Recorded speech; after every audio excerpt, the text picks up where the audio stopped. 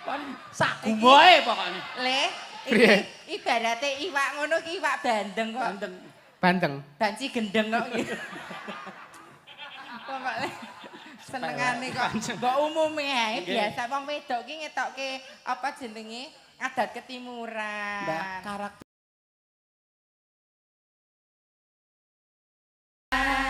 Matur nuwun kanca-kanca. Iya.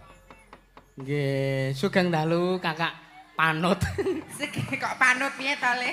Kakak Apri ngono lho nek. Sugeng dalu, Mbak Limbuk, Mak Cani. Sugeng dalu. Nggih, Kakang. Anu Kakak. Iya.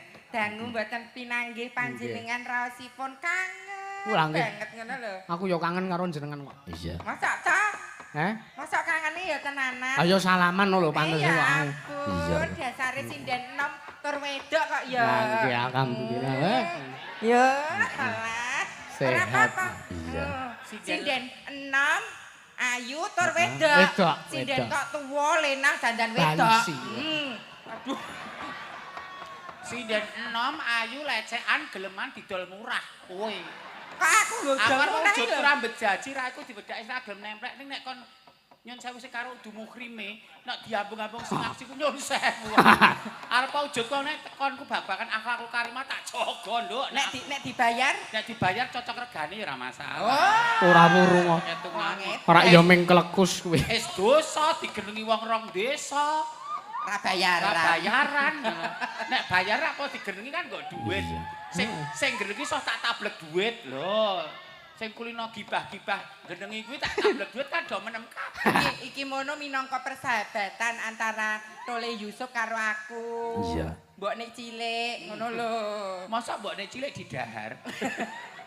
Mbak coba kowe nek anu mbakekke genti. Panjenengan menika lho. Nggih. Kok ya kesangeten bintang tamu loro mongko. Nek secara usia tuwa kula. Nggih. Kok sing dibagekke mriku sik. Secara kabisan, kagunan, kapinteran, popularitas nggih kula. Kok kono sik. Alon-alon kuwi kok opnam neh lho kuwi. Dongakno sehat kok meneh. Pripun ya nika diklarifikasi bedane apa? Ya ora tak beda-bedake kula niki mboten kateges manjine Mbak Silatan niku mboten. Wis saiki kaya biasane Sugeng dalu Mbak Mimi. Dalu. Lho lak ya terus klewo-klewo to senengane kok. Atur nuwun kene mbagekke apik-apik Sugeng dalu Budhe Mimin. Sugeng dalu. Nah. Lho wong wedok ki ajene perhatian kecil kene segawean. Coba kowe anu apa jenenge duwe tangga sugih mblegedu sama ladu ning ora tau nglurui tanggane. Kok ya ora serik. Lho nek keng pundi budhe keng saben. Keng pundi niki keng pantai. Ora ya mesa oh iya kapiyane sugih grapyak nyenengke ya. Kuwi wong wedok. Heeh. Lah sing wedok ki sapa? Aku no. Wong wedok kok nek nguyuh ngadeg. Engko nek lungguh nyapu dalan. Anu pirone lho, Mbak. Ayo. Anu pirone iki lho. Ayo. Kok pirone klengsreh terus nyapu dalan ngoten lho, kula ora agem nyamping to. Masa kutil nyapu dalan. Ki lho Mas Pirone ki lho wong wedok nggih to, ora ya padha nglakoni. Gula ora apa-apa wis nyapu dalan. Sugeng dalu dening Mbok Mak Cangik dangu mboten pinanggih. Nggih. Mugi-mugi penyan sehat, Amin. lancar, bagusipun, rezekinipun lumintu berkah. Jare jenengan nika bar opnam. Nggih. Nah iki bar keguguran le. Oh ngaten. Bar miskram. Weh. Terus opnam dikiret to Nggih. kandungane. Le ngiret ora resik lho bayine keri. Mosok bayi ra ono sikile, ra ono kukune. Mboten bapakan menika. Nggih. Ora delekke kalih kanca-kanca pengrawit niki to. Ansor Laras, Mbak Mimin jenengan ngendikane asam lambung nggih, Nggih. asam lambung. Ampun mangan ketan, Lah iya. ampun mangan santen, Heeh. terus ampun mangan bangsane Pedes-pedes. pedes kecut. Lah mangan apa mangan bojone kancane ya aku ya ngono ki.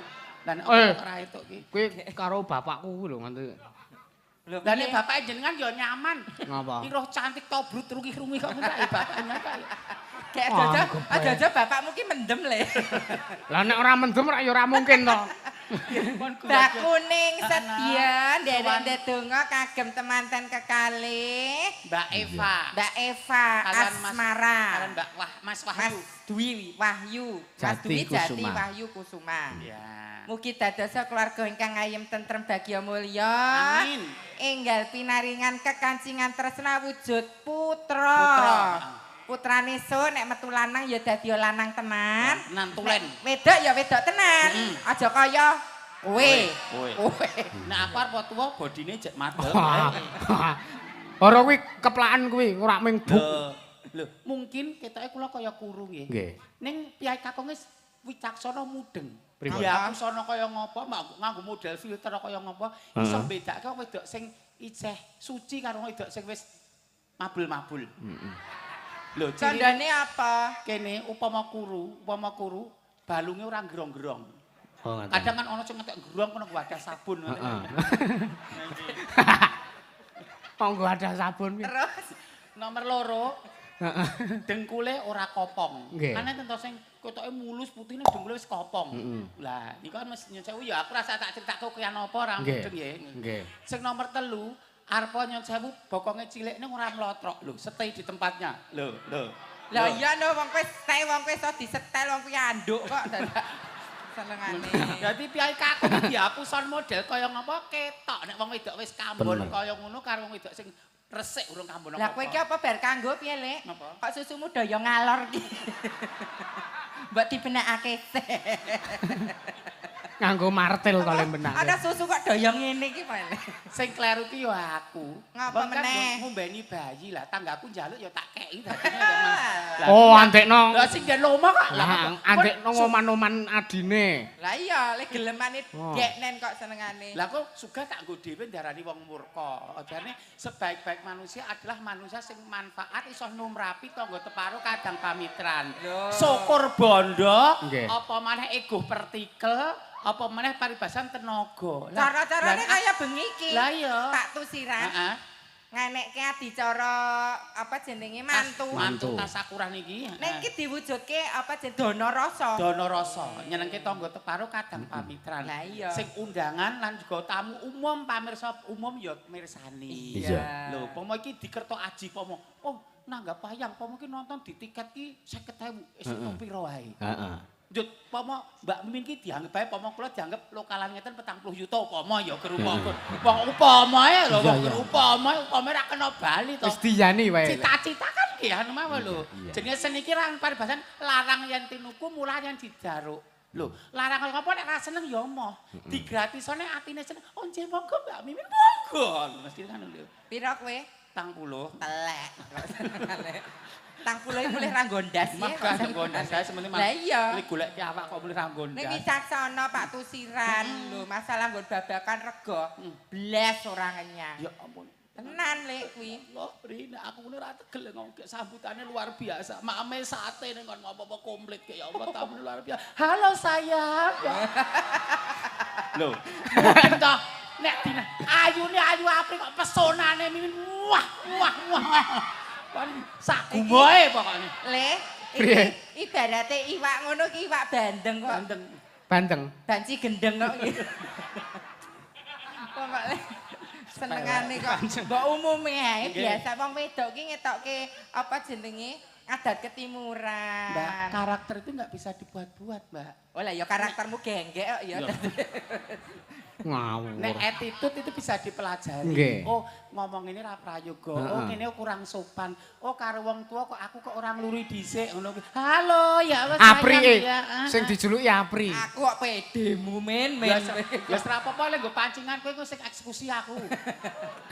Mugi-mugi temanten sarimbit, ayom-ayom tentrem bagya mulya, bejo donya, bejo akhirat. Amin. Amin. Kok nggo pancingan iki. Pripun Mas ngersake? Enggak, jeneng. Kok kuwi tawanono kuwi. Lah kok mripate ketal-kedil kan ya tandha to nek seni wong ngono. Iki beleken kok. Sinambi tetembangan Dik Nggih. Yusuf. Jenengan ngaturke lelagon napa kanggo pinanganten Oh kekalih? iya. Iki nyuwun larase apa ya Lek? Pelok 6. Pelok 6. Khusus temanten kekalih. Nggih. Oh iya. Sing suasanane jumbuh karo katresnan. Ndongake temanten ya. Ya, ndongake temanten. Mas fokus ya Mas. Cium. Ya aja to Mas. Aku kan bukan Apri. Ya Allah, kar dicium pakmu gede. Yo lah. Kamu gede gundulmu.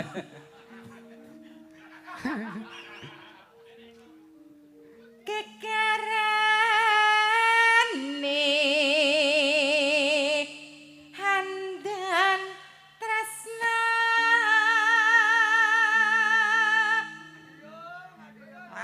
Aduh iya. Gek dikapake to lek kok aduh ya. Nek dadi bojone kono ya aku ora kober nganggo jarik ya ya. Maksudnya nganggo anu iki lho Mas, daster to ning Nggo boxer no. Boxer gundulmu. Kok wong arep bal-balan ku boxer. Daster kok boxer. Boxer ki rak wong lanang ki wanodya lho, wanodya.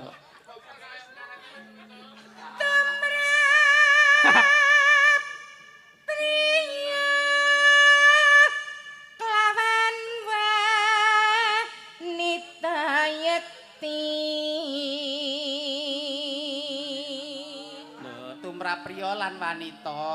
Dalane wong omah-omah kanggone para priya lan wanita. Lah ya aku tau ndek bojo peri ora awet tok aku dhisik. Apa? Ndek bojo peri. Peri. Apa kuwi? Jane ndek bojo peri men sugih ngono ya nyatane ora awet aku. Lah kok iso ora Lah awet? kula kan soalnya dhisik kan turane wewe gombel. Cilikan kula kan dianu wewe gombel. Bekas curian ngono. Sing melu aku kok bangsane gendruwo. Gondol wewe.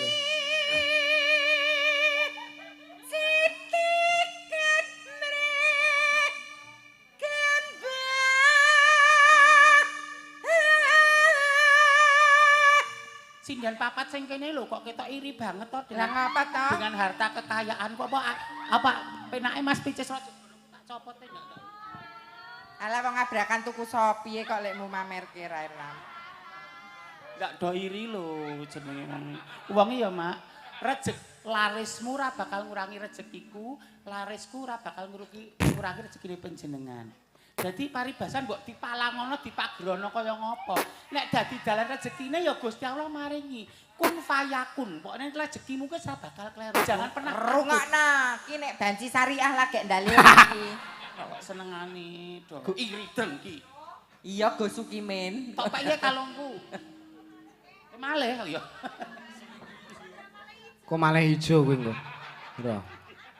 Kuwi nggon TikTok Shop kae, Pak. Aku tau weruh ya kuwi. Wong live kae. Check out sekarang dapat diskon 50%. 26.000 nek langsung check out. Lah nggih.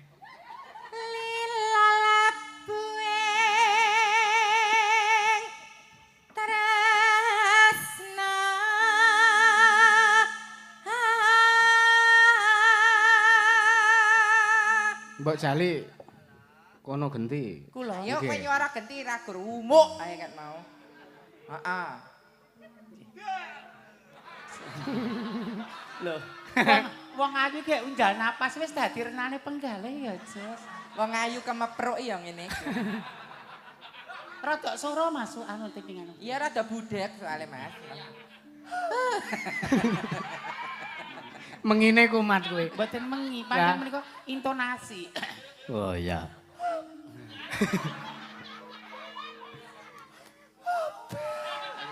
Kowe iki kon bawa kok mah kain-kain to, Le. Apa aku dadi anu santet cindan-cindan ya jeneng wong jenenge doan. Tak santet. Kowe disantet Yusuf Pak Lek. Jero wetengmu rak isine lading, silet, kater ngono kuwi to. Beling kula ndokmu gur separo.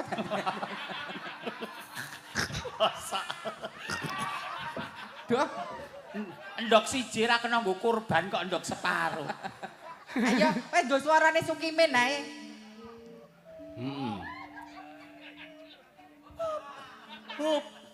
Oba yane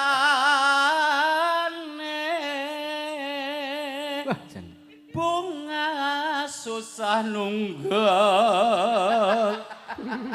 Nendi Lek? Ngarit kalbu kalbu bunga susah kudu nunggal atine. Nah, iki sing gotro iki. Sing gotro iki. Kuncine ning nggon wong omah-omah. Iki kudu dimirengke tenanan iki. Kunci wong omah-omah iki. Tak nggone paugeran. Nggo pageran iki kok. Nora selingkuh. Nah, woi. Dora Citra. Tidak selingkuh. Ada ngerti ya? Soale godane wong lanang ki nek wis mukti wibawa biasane kokean seringat. Ora selingkuh kadang kala mbok mesake aja selingkuh. Mula wong lanang aja ngantek selingkuh. Tukuwe 150 api-api kok selingkuh. Lah iya Kelekus. Lah iya. Nek golek sing nyelawewu ngene iki. Nek gelem mundak sithik 250 wong wis suntik putih pisan. Tidak selingkuh. Aku ora krungu kok. Aku Tidak selingkuh, tidak berbohong. Karena sekali ada kebohongan, pasti akan ada kebohongan berikutnya untuk menutupi kebohongan sebelumnya. Iya. Soalnya wong wedok ki nek diapusi pisan, gek ngerti. Ngono ki wong lanang jujur, ketok iki urung yakin, memulihkan kepercayaan kok butuh waktu yang panjang. Karena wong wedok itu 80% menggunakan perasaan, 20% logika. Loh. Mula aja pisan-pisan goroh. Nora selingkuh, doro dan cidro yang artinya ingkar janji. PHP ngapusi kondo nukok ke ali-aliran ngantek anake kuliah rasido nukok ke. Kondo ngejak dolan biro loko rasido nang biro loko. Bahasane sing simpel wae. Aja PHP, bahasane saiki ghosting. Bener atau Pri? Aku Lungiting teras nosa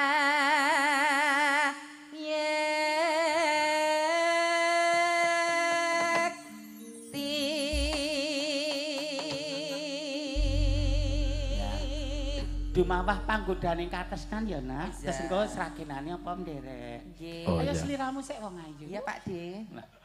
Pro. I love you too, Iya, Lek. Metu panute. Men gila kok. Biyen aku rawis kandha jroning bebrayan kebek ing tangga bebasan wanci manglang tanpa hampir petang dikipen dirasa apa pancene wis beda dek biyen apa saiki apa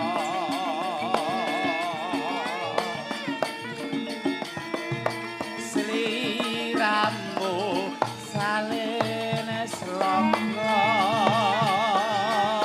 dek biyen tresno saiki gak sia Nginang susure kalu. bekas kecil pingan menembang satemah anjentong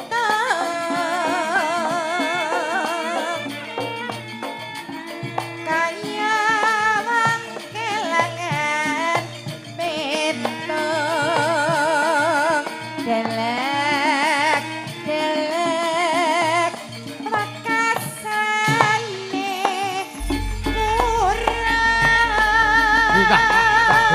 Tak tunda.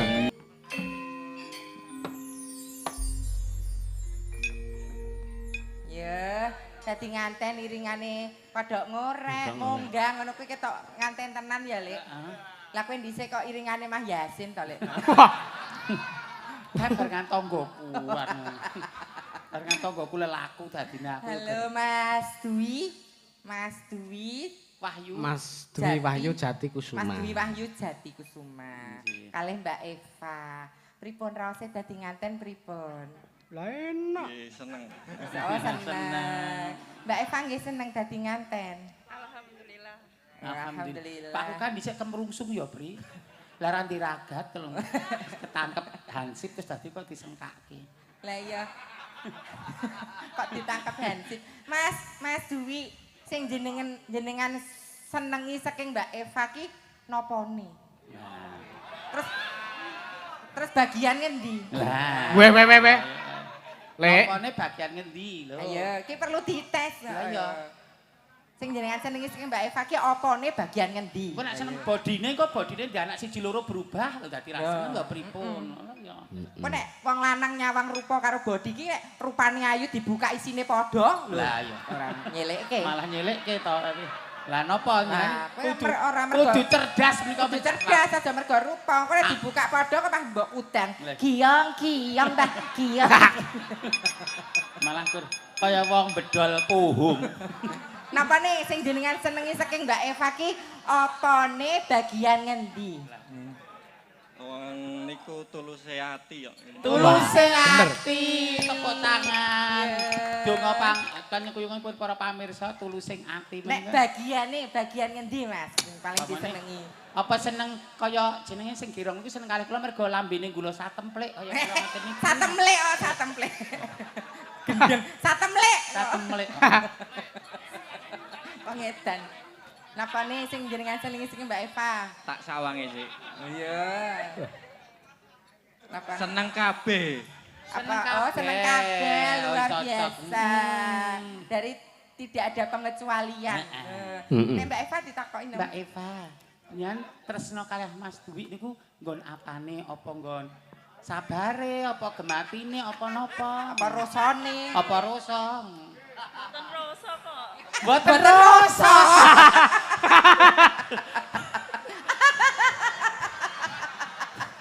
Mungkin dangu-dangu rasa.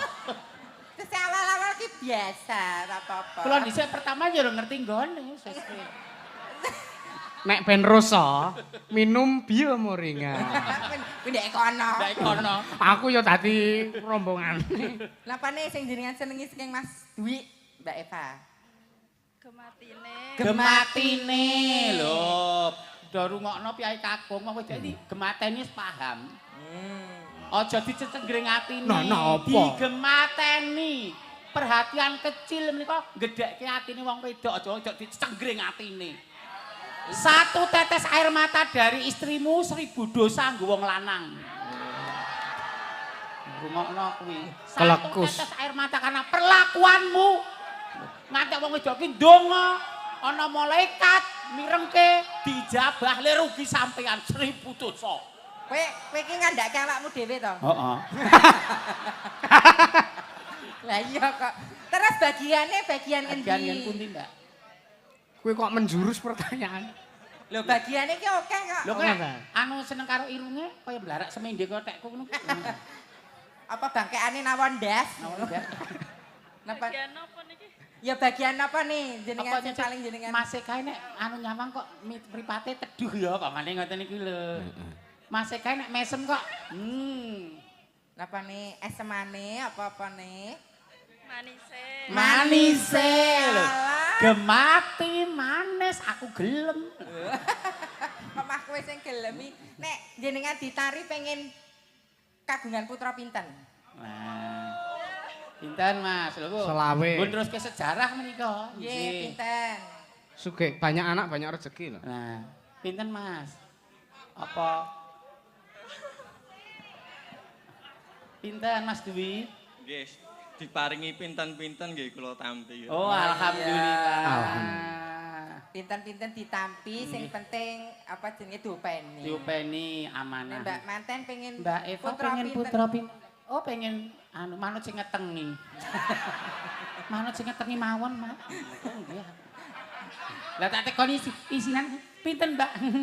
Pinten, Mbak? Manut sing ngetengi mawon. Kuwi Kak. Nek ketoke bengi iki kok malam pertama lho, Lek. Lah ya urung kok kesel kok. Ora. Lah ngapa? Kamare sing gua ada beras kok. Apa ya ora ana kamar liyane. Lah kaya kowe dhisik kan ning dhuwur gula.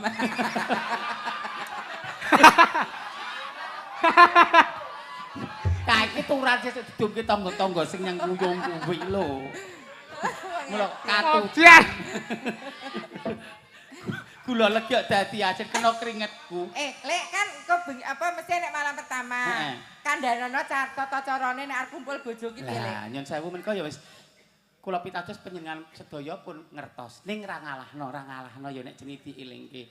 Dados nek pengin anak sing bangun miturut, soleh-solekah sok iso paribasa dikandani gampang ora mrosa menika wonten syaratipun. Apa? Dadi Mas Dwi sadurungipun iuk-iuk apa ya bahasane ya kuwi panjenengan marani istrine sesuci langkung rumiyin. Wudu. Nek wong Islam ya wudu. Masih men anu bocah ki anake ora coro, ora cerobo, nggih to. Resik, heeh. Ora kok tegal sikile diketek langsung kenyangi aja. Dadi kok sawah diketek. Lah ya. Sing nomor loro panjenengan Mbak Eva, meskipun sehari-hari pakai hijab syar'i, ning nek di dalam kamar berdua menika sampun halal kagungan panjenengan. Sunahnya memakai baju transparan.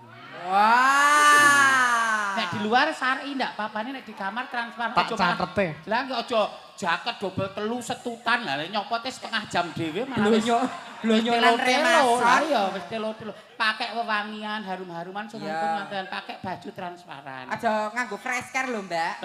Oh payah dianu bojomu lambene mah panas kabeh. Sing nomor telu ki ya ketoke guyon ning inti lho mereka. Apa? Resik wudu nggih to nomor loro pakai baju transparan. Nomor 3 njenengan berdoa. Mas Maca Al-Fatihah ping 3000.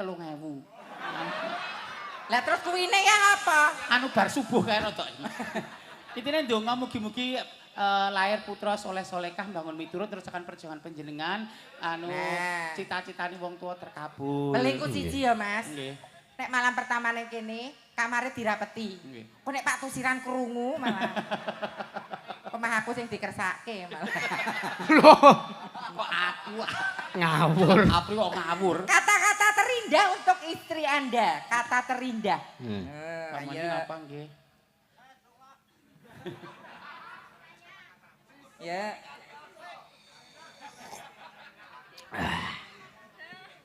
Napa Mas Dwi? Kata-kata terindah untuk istrimu. Gedhekke atine wong wedok, men saya mongkok mantep.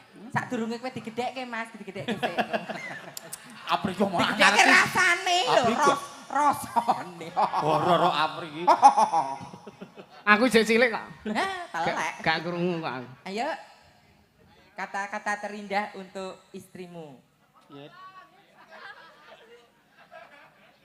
Isinan Kak. Apa? Ayo Dek saiki yo, apa piye? Ya. Engko Mas. Ora ya Mas ning Apa Mbak Eva dulu kata terindah untuk suami Anda tercinta. Iya.